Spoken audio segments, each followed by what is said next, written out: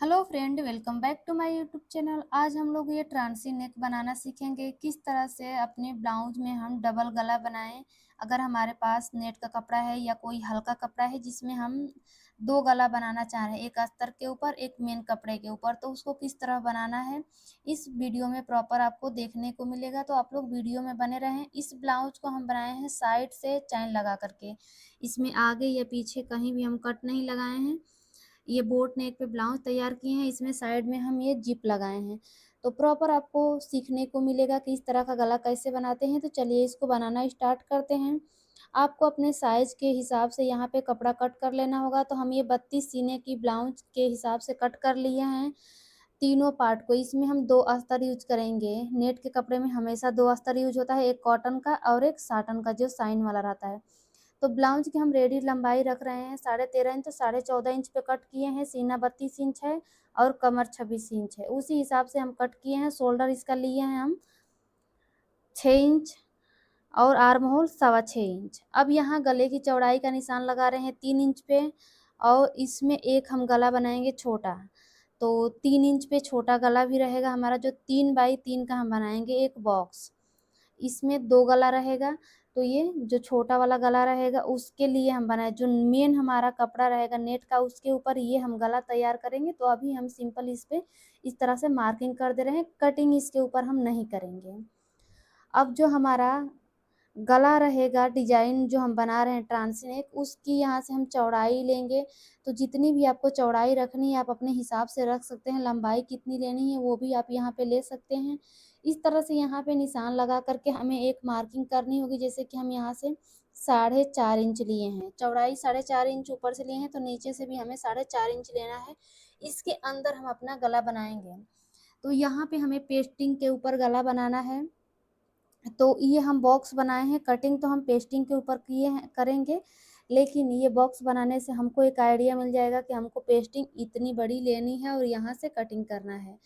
तो यहाँ पे हम पेपर पेस्टिंग ले लिए हैं, डबल फोल्ड में रखे हैं। जो हमारा ये नेक का पैटर्न है उससे हम 1.5 से 2 इंच बाहर साइड रखते हुए ही पेस्टिंग को कट करेंगे। देखिए जितना हमारा शोल्डर है पूरा हम शोल्डर जितना लिए हैं अपने पेस्टिंग को, और लंबाई में भी 2 से 3 इंच बढ़ा लिए हैं।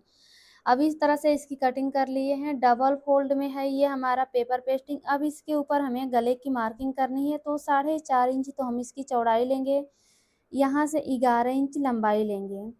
तो 4.5x11 का एक इस तरह से हम बॉक्स तैयार करेंगे। अब कुछ इस तरह का इसमें हमें शेप देना है। तो यहाँ से कर्व दिए हैं हम 9 इंच पे, और 2 इंच पे हमें इस तरह से शेप देना है। हाफ हमको सर्कल बनाना है, यानी कि आधा जो सर्कल होता है वो यहाँ पे हम तैयार करेंगे। तो कुछ इस तरह से ये हमारा पैटर्न तैयार होगा। तो ये बनने के बाद काफ़ी प्यारा लगता है। अब इसके बाहर साइड से 1 से 1.5 इंच दूरी से इस तरह से गोलाई देते हुए कटिंग करेंगे। इसके ऊपर से अच्छे से इसको शेप दे देंगे। कटिंग हमारी 1.5 से 1 इंच तक की रहेगी ये पट्टी, इसी के ऊपर से करनी है। अब ये जो हम निशान लगाए हैं निशान के ऊपर से कटिंग करेंगे। तो इसी तरह से आपको भी अपना पैटर्न तैयार करना है। 9 इंच तक हम इस तरह से कर्व देते हुए गए हैं। उसके बाद से 2 हाफ सर्कल बनाए हैं और ला करके यहाँ पे इसको मिला दिए हैं। तो काफ़ी प्यारा ये हमारा पैटर्न तैयार होगा। आप लोग वीडियो में बने रहें, काफ़ी इजी तरीका मिलेगा। अलग से कोई इसमें पट्टी अटैच करने की ज़रूरत नहीं पड़ेगी। तो जो हम पेस्टिंग की कटिंग किए हैं कुछ इस तरह से दिख रही है। अब नेट के ऊपर हमें गले की कटिंग करना है। जो मेन कपड़ा है उसके ऊपर हम बोट नेक बनाएंगे, तो उसकी कटिंग कर लेते हैं। इसको डबल फोल्ड में रखे हैं उल्टी साइड से। अब यहाँ से हम गले की चौड़ाई 3 इंच रखेंगे और लंबाई 3.5 इंच। लंबाई चौड़ाई टोटली आप अपने हिसाब से रख सकते हैं। यहाँ पे एक बॉक्स बनाए हैं, इसके अंदर हम सर्कल कर दिए इस तरह से, यानी कि गोलाई दे दिए हैं। अब सेम निशान के ऊपर से हमें कटिंग करना है। तो जो नेट का कपड़ा है उसके ऊपर हम कटिंग कर लिए हैं। अब ये दोनों अस्तर के ऊपर हम अपना पेस्टिंग लगा करके गला तैयार करेंगे। तो सभी पार्ट्स की हम कटिंग कर लिए हैं। ये जो हमारा नेक रहेगा ये लाइनिंग के ऊपर अटैच होगा। प्रेस से इसको हम सर चिपकाएंगे। तो जो हमारी कॉटन की लाइनिंग है उसके ऊपर हमें ये चिपकाना है, न कि साटन वाले लाइनिंग के ऊपर। हम कॉटन के ऊपर इसको चिपकाएंगे प्रेस से अच्छी तरह से।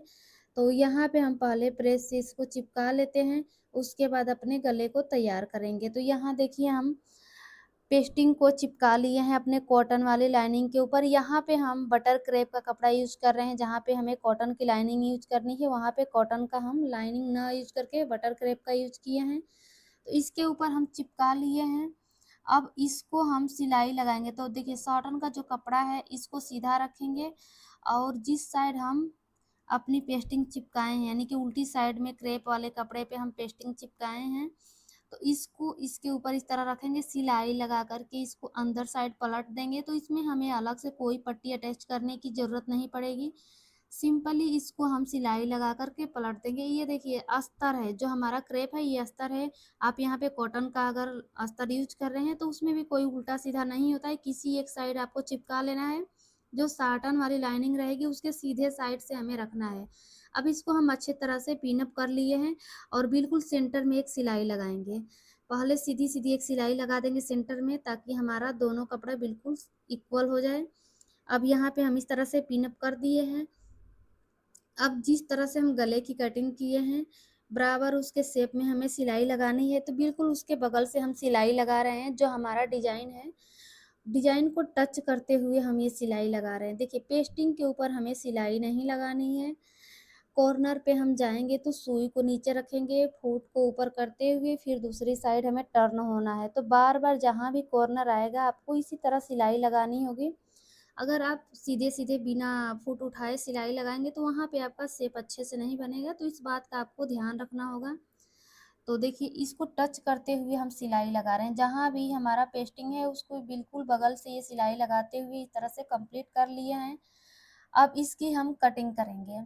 तो आधा इंच का मार्जिन छोड़ते हुए पूरे गले में हम कटिंग करेंगे। जिस शेप में हम सिलाई लगाए हैं उसी शेप में आधा इंच मार्जिन छोड़ते हुए कटिंग करेंगे।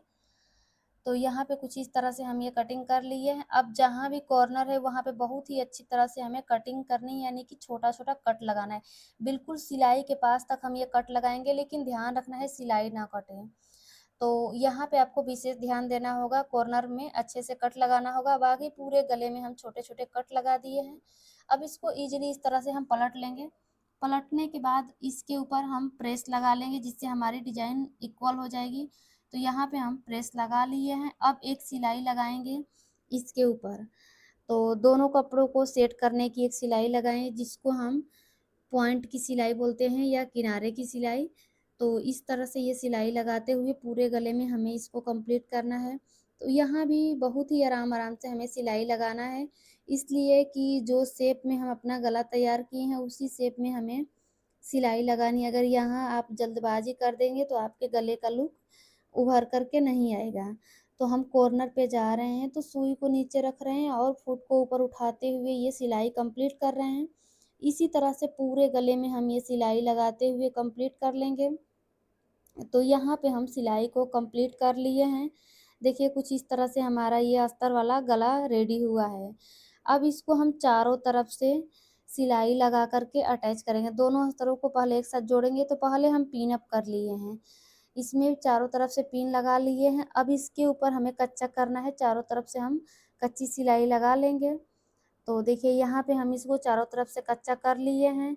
अब इसमें जो भी हमें एक्स्ट्रा कपड़ा मिलेगा उसकी कटिंग कर लेंगे, यानी कि जो हम क्रेप की लाइनिंग कट किए हैं वो बिल्कुल बराबर है।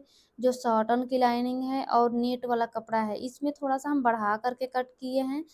तो मेन कटिंग हम जब अस्तर की करते हैं, जिस पे प्रॉपर अपना मेजरमेंट लेते हैं, उसी के हिसाब से हमें कटिंग करनी होती है। और जो मेन कपड़ा होता है उसमें थोड़ा सा हम एक्स्ट्रा ले लेते हैं।